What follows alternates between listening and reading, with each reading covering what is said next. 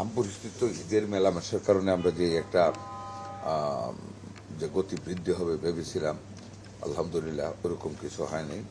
মৃত্যু তো অনেকই কমে এসেছে, বাট হামটা এখনও কোনো সময় 1000-এর নিচে, কোনো সময় 1000-এর উপরে একটু যাচ্ছে।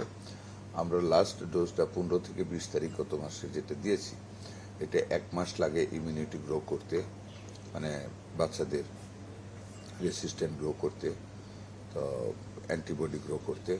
তো আশা করি আমরা এই সপ্তাহের শেষ দিক নাগাদ কমে যাবে। কোনো সংকটই ভ্যাকসিনের নাই, ভ্যাকসিন কাজটা কিন্তু এখনও আমাদের চলছে। 20 তারিখে আমাদের ক্যাম্পেইনিং শেষ হয়েছে, but from the very 21st we have continued it, যে চলবে, খুঁজে খুঁজে বাচ্চাদের দেওয়া হচ্ছে। আরও 1 মাস টাইম লাগবে, 1 মাস টাইম লাগবে, কারণ অ্যাকচুয়ালি তো একটা large section of people unvaccinated ছিল, বাচ্চারা। তো 4.5 বছর, 20 ডিসেম্বর থেকে 25 আমাদের মার্চ পর্যন্ত ভ্যাকসিনেশন তো হয় নাই।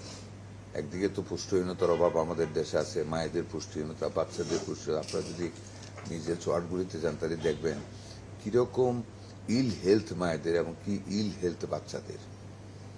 ব্রেস্ট ফিডিং হয় না, আপনারা তো এগুলি প্রচার করা উচিত যে যেখানে থাকেন।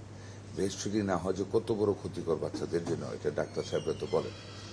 সিজার বাচ্চা অনেক, একটা বিশাল পোর্শন সিজার হয়, অ্যারাউন্ড 40% সিজার করে, দালালরা নিয়ে নিয়ে ধরে। সিজার বাচ্চাদের মায়ের শাল দুধ দেওয়া হয় না। শাল দুধ দিতে best protein, stock of protein.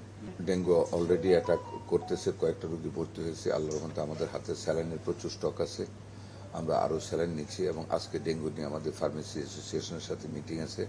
প্রত্যেক উপজেলায় আমরা একজন করে ডাক্তার পাঠাচ্ছি, প্রোটোকল ট্রিটমেন্ট, ফার্স্ট এইড যেটা শুরু করা, যাতে করে ড্যামেজ না হয়, ওটা দেওয়ার জন্য আমরা কালকে থেকে কাজে নেমে যাচ্ছি।